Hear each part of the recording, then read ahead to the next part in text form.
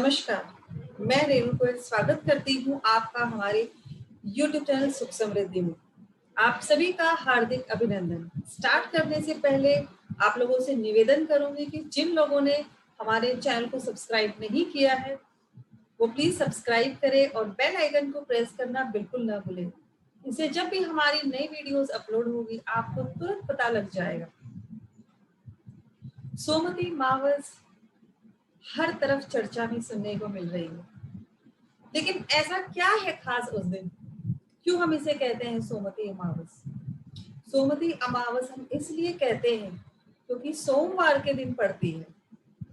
जिस तरह शनिश्चरी अमावस होती है क्योंकि वो शनिवार के दिन पड़ती है, इसीलिए सोमवार के दिन जो आती है वो सोमवती अमावस कहलाती है। यह साल की पहली और आखिरी अमावस है।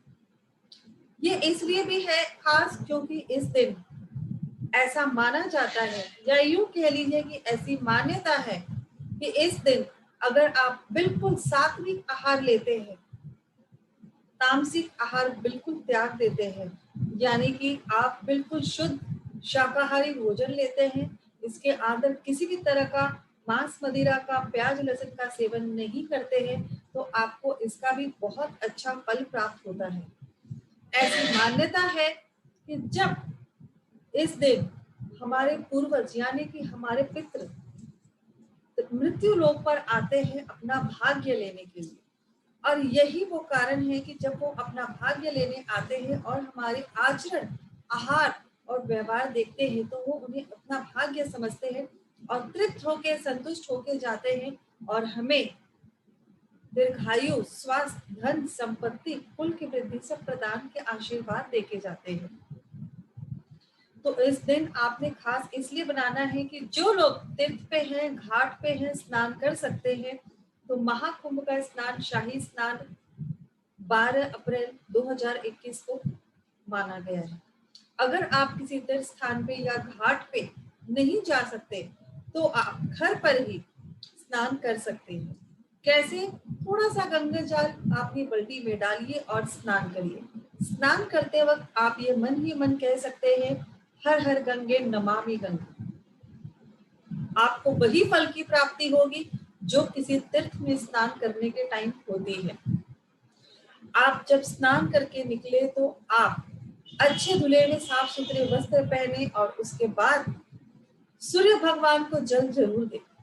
सूर्य भगवान को जब आप जल देंगे तो उसमें थोड़ा सा चीनी भी डालेंगे, लाल चंदन और लाल पुष्प भी डालेंगे। फिर अपने सूर्य को अरदास करेंगे कि इससे आपकी सभी मनोकामनाएं पूर्ण होगी, आपकी यश कीर्ति फैलेगी। आपने उस दिन एक खास काम और करना है कि आपने 4 रोटी बनानी है, कच्चे पक्के फुलके। अगर आप 4 रोटी नहीं बना सकते हैं तो आप सीधा एक छोटा सा फुलका कच्चा पक्का बनाइए, उस पे मीठी खीर डालिए। खीर में किसी भी तरह का कोई मेवा यानी ड्राई फ्रूट नहीं डलेगा, ना ही कोई बादाम, पिस्ता, काजू, किशमिश, केसर, इलायची, इनमें से आपने कोई भी सामग्री का इस्तेमाल नहीं करना है।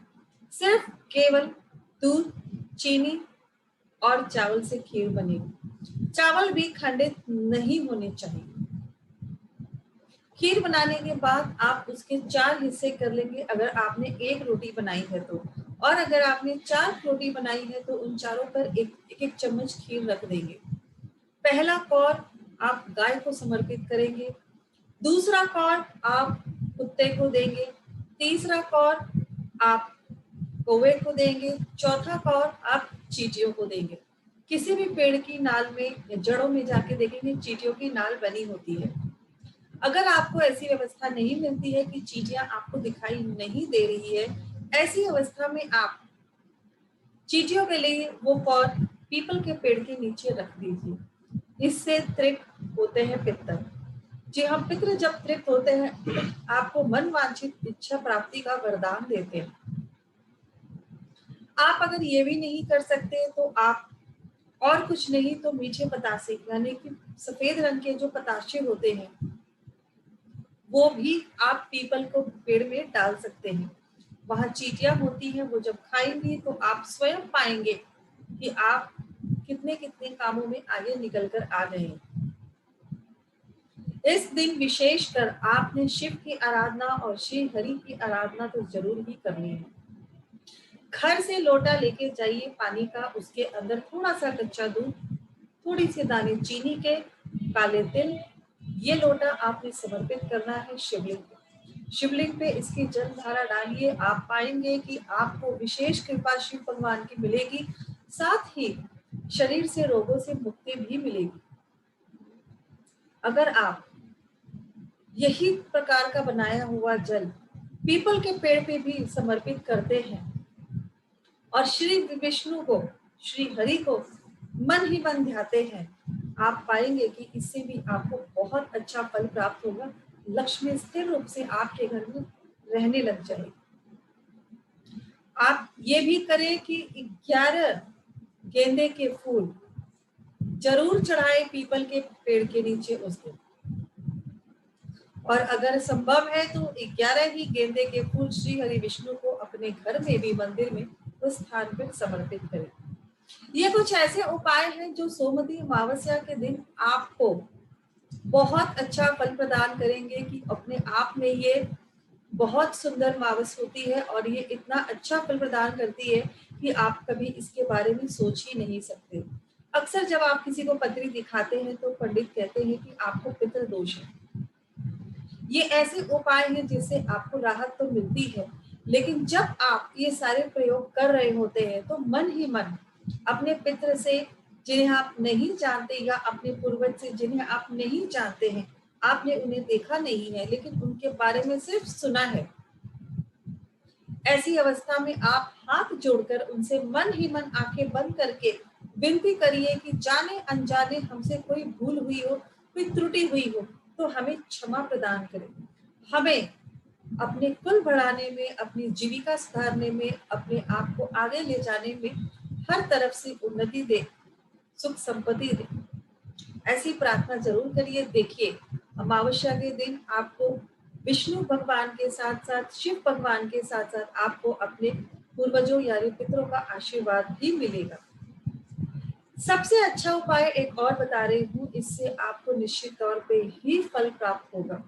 अगर आप बहुत समय से आप कुंडली दिखा रहे हैं, आपका सब कुछ अच्छा चल रहा है, समय बहुत अच्छा है, ग्रहचार बहुत अच्छी है, लेकिन फिर भी आपके काम रुक रहे हैं, आपको कहीं ना कहीं रुकावटें आ रही है, ऐसी अवस्था में आप यह काम जरूर करें। थोड़े से चावल, खंडित ना हो, साबुत दाने चावल के, जिसे हम अक्षत कहते हैं, वो आप डोनेट करें किसी भी गरीब को। इस दिन जितना कर सकते हैं आप दान करिए, इससे आपको धन की, अन्न की प्राप्ति होती रहेगी। सफेद चावल जो आप कच्चे दान करेंगे किसी निर्धन को, किसी नीडी को, इससे आपके रुके हुए काम चलायमान स्थिति में आ जाएंगे। जब आपको लगता है कि आपको बहुत ज्यादा पीड़ा कष्ट हो रही है तो ये उपाय आप जरूर करिए। बहुत छोटा सा है, चावल की क्वांटिटी आप अपनी इच्छा अनुसार ले सकते हैं, इसमें कोई प्रॉब्लम नहीं है कि आपने 1 मुट्ठी लेनी है या 250 ग्राम लेना है या 5 किलो लेना है या कई लोगों को देना है, लेकिन रेमेडी के लिए एक इंसान को चुनना और थोड़े से चावल देना, आप पाएंगे कि आपको कितना अच्छा लाभ मिल रहा है। इस दिन मौनी अमावस्या भी कई बार कहा जाता है सोमवती अमावस्या को। आप लोग जितना कम बोलें, कम कलेश करें, जिनकी प्रवृत्ति हमेशा ऊंचा बोलने की, तेज बोलने की, रौब जमाने की है, उनसे विनती है कि वो उस दिन बहुत अच्छा व्यवहार रखे, किसी से गाली गलौज न करे। सुबह उठते ही सबसे पहले इस बात का ध्यान अवश्य करें कि आपने अपने बड़े बुजुर्गों का पैर जरूर छू के आशीर्वाद लेना है। एक बात और, जो 12 तारीख की अमावस्या है वो सुबह 8:30 बजे तक की है, इसलिए प्रयास करेंगे कि सुबह जितनी जल्दी उठ के ये कार्य संपन्न कर सके उतना ही आपको बेनिफिट मिलेगा। तो चलिए, ये हमारा वीडियो यही समाप्त होता है। अब हमारा दूसरा वीडियो आपको मिलेगा, बहुत ही विशेष है कि हम नवरात्रि में ज्वारे क्यों उगाते हैं, हमें किन बातों का विशेष ध्यान रखना है। इन बातों का ध्यान रखते हुए ही आप हमारे नई वीडियो को देखते रहिए, लेकिन आप ये जो उपाय मैंने आपको बताए हैं इसको खास कर करिए जरूर। इससे आप खुद देखेंगे कि आपको कितना अद्भुत लाभ मिल रहा है। नमस्कार।